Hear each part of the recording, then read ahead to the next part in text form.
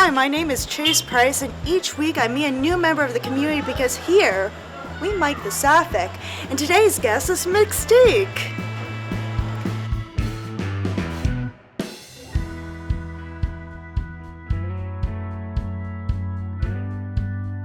Thank you so much for coming in the studio. I'm so excited to talk to you about a whole bunch of stuff. I know you're a dancer, you've been doing drag for 1.5 years, and already I feel like you are like a title name in the community. Like, you're so well known, you're incredibly talented. And everyone's been asking this question.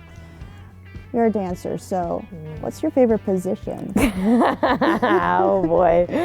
Oh man, honestly, I gotta say anything that has me lying down. Awesome, I love a good child's pose. You're a relatively newer performer in comparison. Has there been any changes since you started drag till now? Oh my gosh, so much, so much. A bunch of competitions. I took part in Pride pageant last year, which was such an incredible experience. Oh my gosh, performing at the NAC was a dream come true, honestly. Actually, no, that's complete BS. I've never dreamed of performing at the NAC. But it's like, it's one of those things where it's like you don't think about doing and then like you get the opportunity and you're like, holy crap, you know, like it's just like, whoa, what's happening, you know? So I wouldn't say it's a dream come true, but it was definitely insanely surreal. So Pride pageant was sick. Pride main stage was something different. Oh my gosh, like being there and like seeing all the other performers there and stuff. Like I got to meet Venus from Canada's Drag Race season 4, and she's so beautiful. She's so beautiful. But yeah, so Pride season was awesome last year, but just a bunch of competitions, a bunch of shows here and there. And then recently had a bunch of shows in February for Black History Month. That was awesome. Not even for Black History Month, but I took them on because it was Black History Month. And then, yeah, you followed me along for the show for Miserabelle's birthday last week. So that was pretty awesome too. And we also have some video from that. Hey y'all! I'm Tique. Usually I have more makeup on my face coming to the lookout, but since I'm here early, I'm gonna get mugged up right now.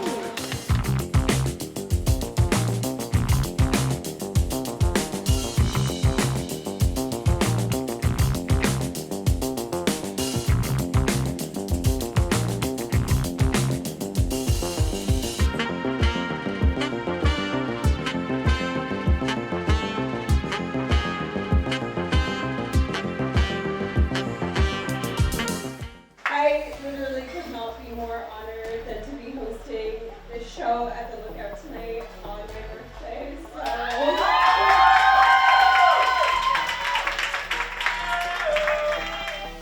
This show was it was such a fun cast, and because Miserabelle herself is just such a like funny, goofy person, I feel like we all kind of brought that energy out tonight, so it was really fun.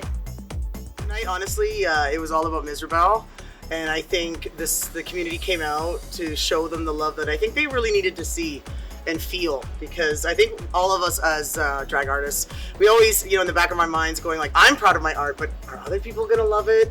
And so to see so many people come out and support her. Happy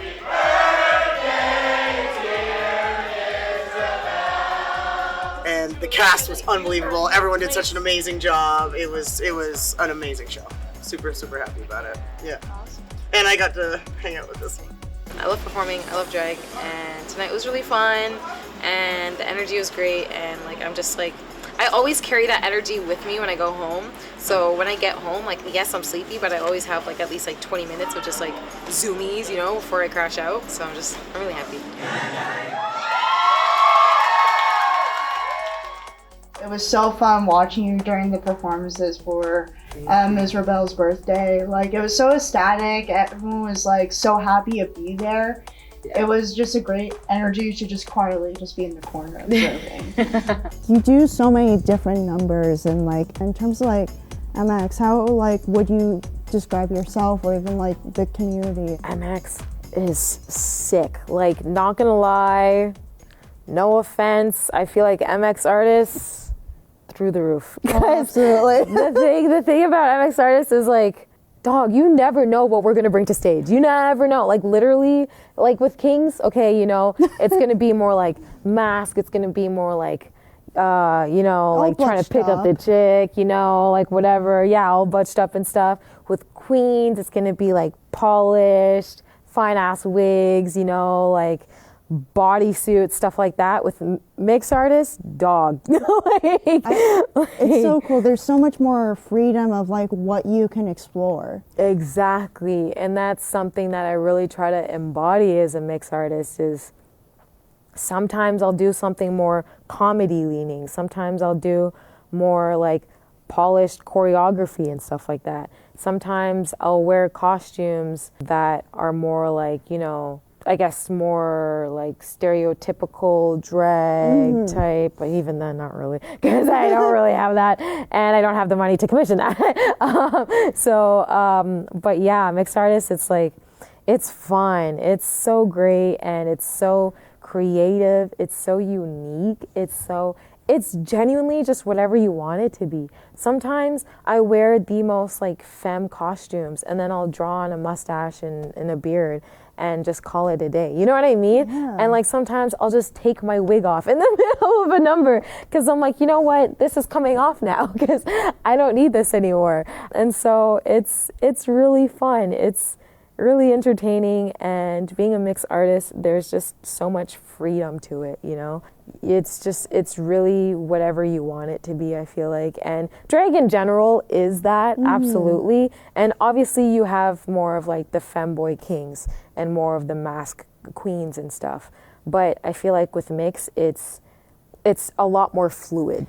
What overall inspires you in your drag?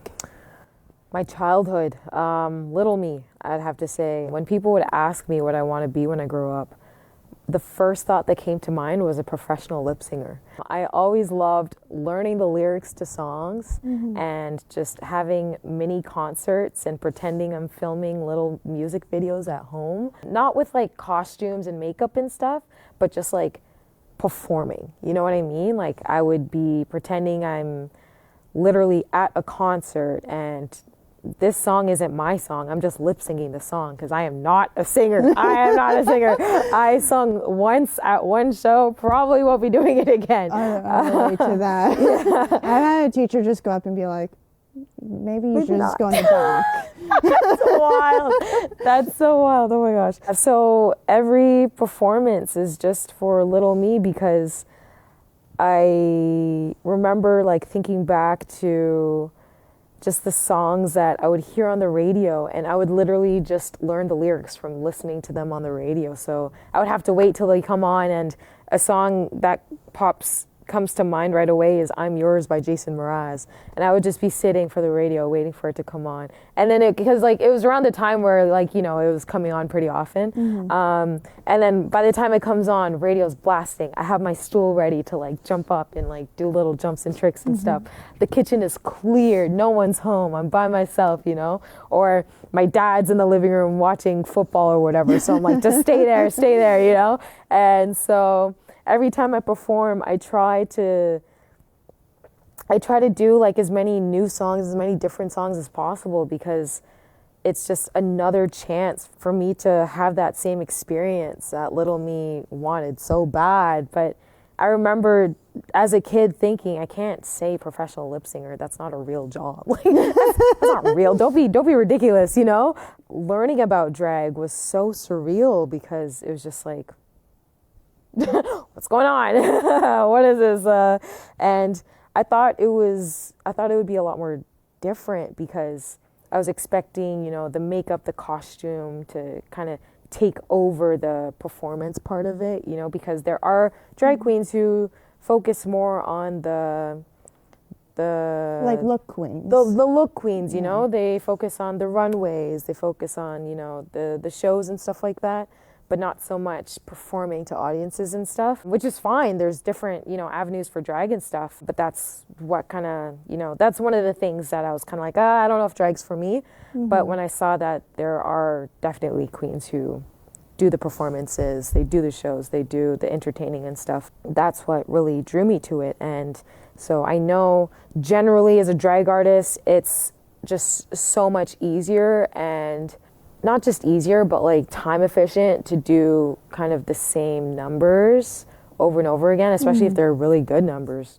Hell yeah, do it over, do it for new audiences. And I have like performed some of the same songs repeatedly, but there are just so many songs out there that I love so much and I want to be able to put on a show for. So I'm like, why not? You know, even if it's not perfectly polished, even if I don't have the costume that I have in mind, I still want to put it out there and then build on it. You know, if I come back to that song in a few months, in a few years time, knock on wood, I'm still doing this in a few years.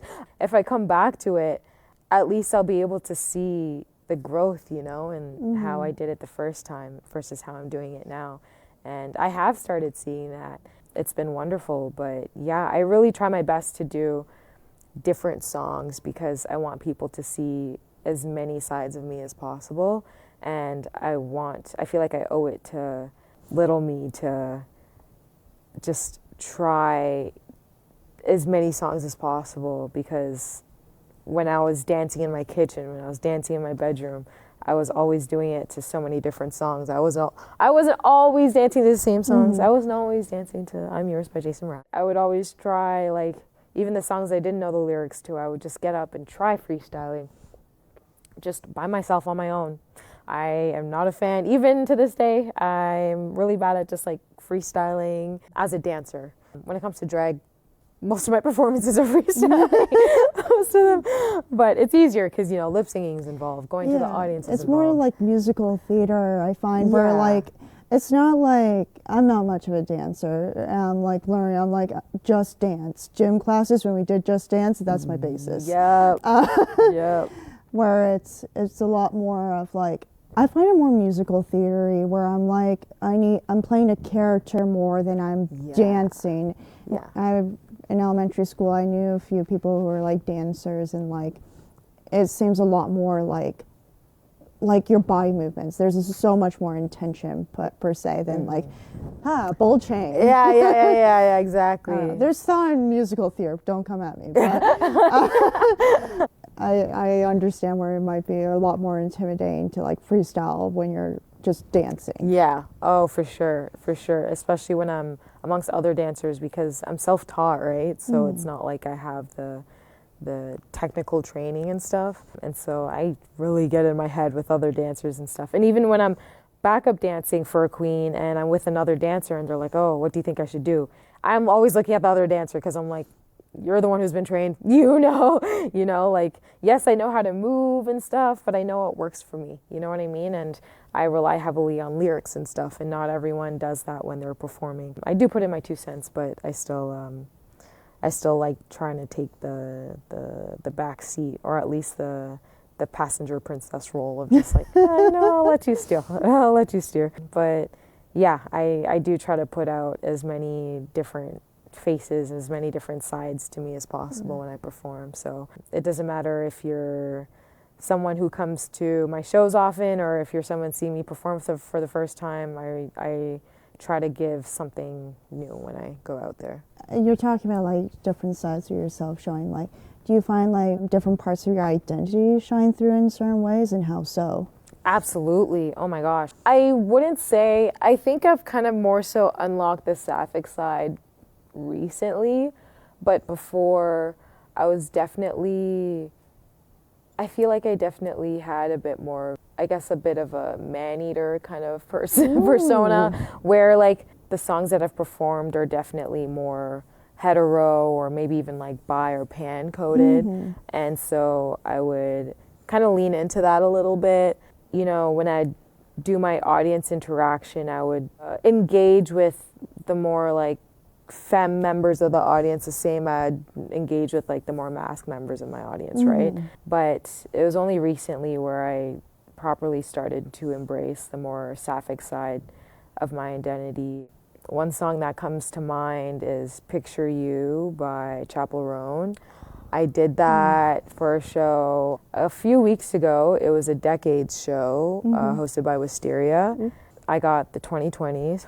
Love that one. So obviously I did Doechii, of course I did Chapel, I did SZA and Doja Cat. For Picture You, I had on this like, oh my gosh, this lingerie mesh like full cat suit, and I really tried to take it upon myself to not even go into the audience for this, but really just embrace like the words Chapel was singing in that song, you know? Focusing in on yourself. Exactly, you know? That's so cool. And like Picture You, like To Be Blind, it's a song about masturbating and like fantasizing about someone, you know?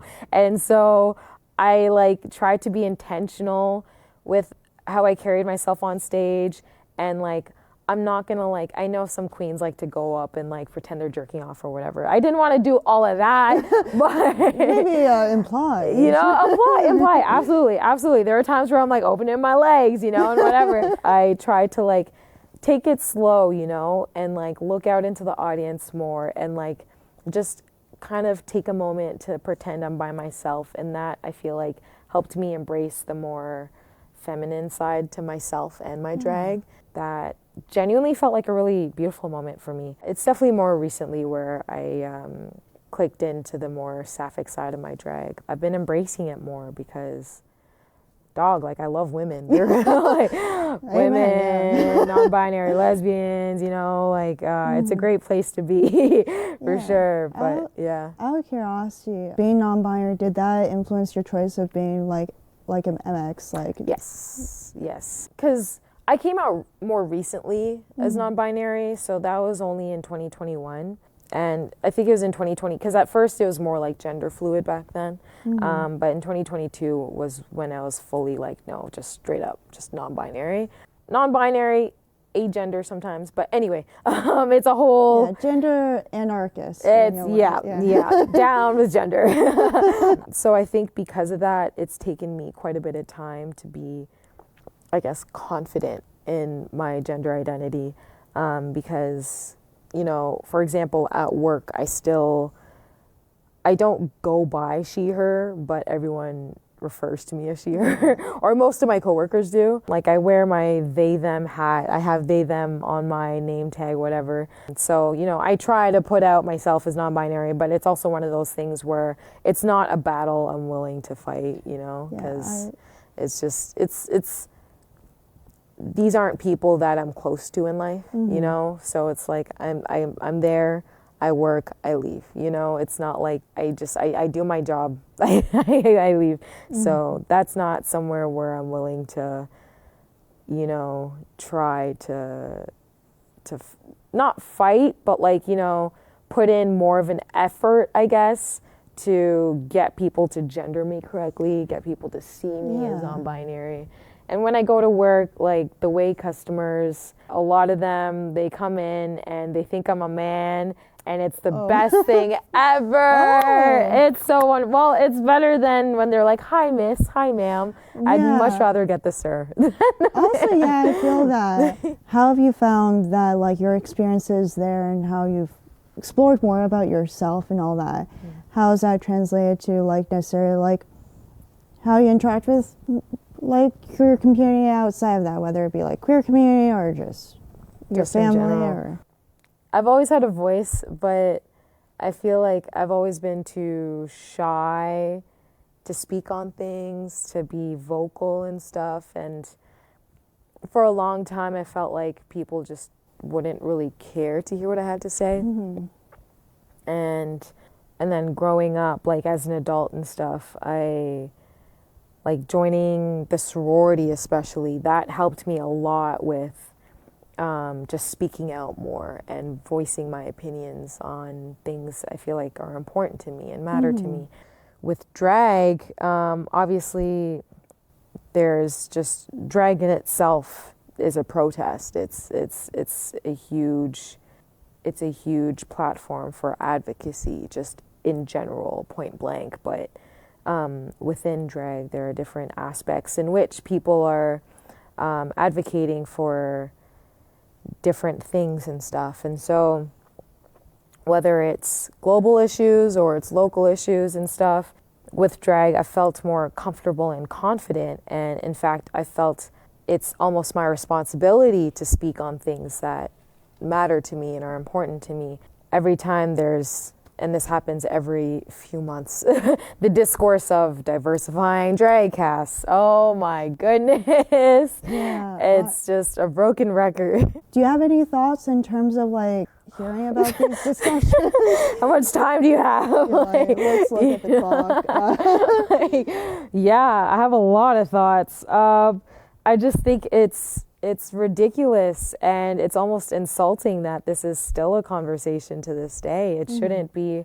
People shouldn't have to beg to see diverse casts. People shouldn't have to like yell to the void, like scream from the rooftops to have diverse casts. Like, we shouldn't go on Instagram and see a cast full of, you know, cis, able-bodied white performers in an entire cast, you know?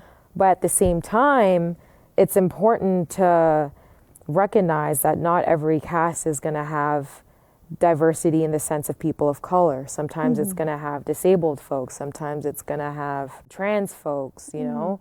So that also is important to talk about when it comes to diversifying casts. It's nuts how there are performers who go up on social media and they're posting and saying, guys, what's going on? Guys, diversify your cast. Guys, like, cast more of these folk. And people are watching their stories, they're seeing their posts, and it's just still not happening. Like, why is it not happening? Yeah, honestly, what is it going to take for people to diversify their cast? Honestly, like, I don't get it. Like, open the can or whatever. You know, like, this is how you open a can, right? It depends on the can, I guess. Like, people have a lot of talk about like diversity, and how do you think someone could implement that? Gosh, honestly, casting calls, like, just literally, as producers, you should always, like, I feel like that's the easiest way to do it, genuinely. Just say, hey, I'm having a show on this date. This is a theme. You have 2-3 days to send in your application or whatever, and then the cast will be made in 5 days or something. You know what I mean? Yeah. And also, as a producer, going to shows, going to shows that you don't usually go to, and seeing what else is out there. Because otherwise, how are you supposed to know? You might see people on Instagram and stuff, but you might not remember them from seeing them on Instagram. But like, by going to shows and meeting new people, talking to new people, and networking that way, that's how you broaden your network and kind of broaden your horizon when it comes to like who you think of when you're casting. And also, if you casted someone in a show recently, don't cast them again like, for a little while. Like, give them a break, you know? It's important to consider, like, okay, like, let's try to give as many people the opportunity to perform, to shine, to grow, to be seen, to be exposed as possible. So casting calls, I feel like, is the easiest way to do it. If I'm casted in a show and I notice I'm the only Black person, my first thought is like, okay, probably a token hire. Not great, doesn't feel good. But at the same time, I'm also gonna sit there and look at the rest of the cast members. And if they're people that like, I also think are great performers, and I think like, you know, bring up a high level of drag, I'll think, hey, maybe the producer thinks that I'm on their level too. You know what I mean? Absolutely. So it's also just kind of like, it's tricky. It's tricky because you don't want to book someone because they're a person of color, but sometimes within the theme you have, it just so happens that the one person is a person of color in the cast, you know? And so, but for me personally, like, being Black is part of my identity. Oh, absolutely. And I will carry that everywhere I go. I won't, like, for last month in February, I picked up as many shows as possible. And when people were like, there would be people messaging me saying like, oh my gosh, like, you have so many shows, that's awesome. I'm like, yeah, I hope I do. It's Black History Month, you know? Absolutely. Like, every Black artist should be booked and busy this month, you know? Excuse me, give me this. Yeah, exactly. No, Yeah. Hell yeah. Honestly, yeah, it was so cool just seeing like how many shows that you were involved in and like, all Yeah. the different things. Yeah, so it was just one of those things where it's like, yeah, I'm a Black performer. I'm gonna take all the shows I can in February, That's and amazing. then I'll leave y'all alone for next month. I'll give you a breather next month or whatever. But yeah, so that's something where it's like, I will go into shows as the Black performer not as the Black performer, but as a Black performer. Because that's who I am. That's my identity. That's not something that I'm going to shy away from. You know, obviously I don't want to be booked because I'm Black. I want to be booked because I'm talented and because I'm a good performer. But at the same time, like, being Black ties into being talented and good performer. And like, it all comes together. So it's like, it's tricky. I have one more question for you, and since you have the mic on you and all that, what do you think needs to be talked more, whether it be as a Sapphic, drag artist? There's a lot that needs to be talked about more, but I think just talking more in general. I feel like more conversations should be had about people's expectations when it comes to drag shows, when it comes to the community they want to see and stuff, because there are many instances of, you know, an event or a show popping up, and there are people who, you know, have something to say about it, whether it's like, oh, I don't like the casting, or oh, I wish this place was more accessible, or more, you know, I wish the event, you know, was formatted like this and stuff. Obviously, you know, it can be hard for people to reach out to the producers, to event hosts and stuff, to have those conversations directly. But I think if we create more spaces where people are able to have those conversations beforehand, so that the people who are hosting, the people who are producing these shows, have a better idea as to what the community wants, then you will have less people who are just disappointed by, you know, different things. Because, like, obviously we can't please everyone, but I just feel like there are so many conversations that are only being had behind closed doors and like private messages and whatever, but aren't being had as a community. So if there could be some sort of like community town hall or something, like whether it's on Zoom or something, just for people to voice what they want to see on a more general platform, instead of just on Instagram stories, just on the notes, just in group chats and stuff like that, just so that there's more transparency and there's more involvement in these discussions.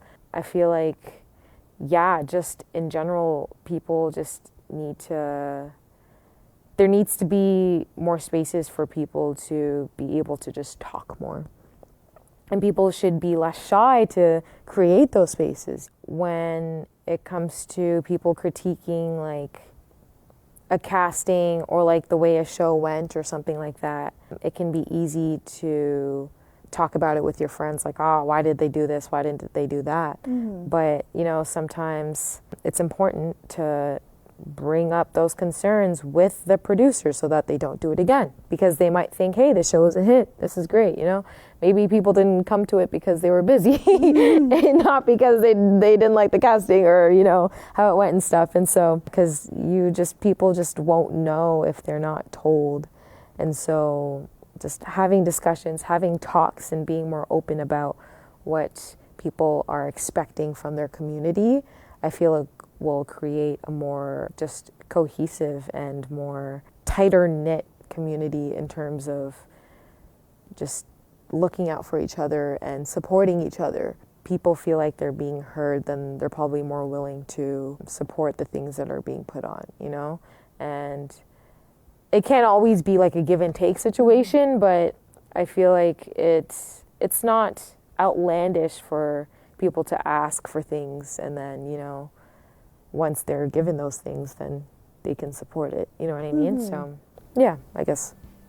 that would be it. Yeah. Oh yeah, that's awesome. Thank you. Yeah, thank you for coming in today. It was so awesome talking to you. Thank you for having me. This Having was these fun. discussions like Yeah. Yeah, awesome. Yeah, thank you so much. For anyone watching, where could they find you beyond this? You can find me on Instagram at mx.tique. But yeah, I'm just on Instagram, always on Instagram. I'm addicted to my phone. In fact, this is probably the longest I've gone without looking at on my phone, so I'm kind of proud. But yeah, so yeah. Awesome. Yeah, I hope you follow them and check in on when their next show is, because I'm sure it'll be an absolute blast. Thank you. Thank you so much for having me. It's no problem. It was a pleasure Appreciate having it. you. Thank you. Thank you all for tuning in for Mike the Sapphic. I've been your host, Chase Price, and I hope to see you next, because we gotta hand that mic off to someone else. Have a nice day.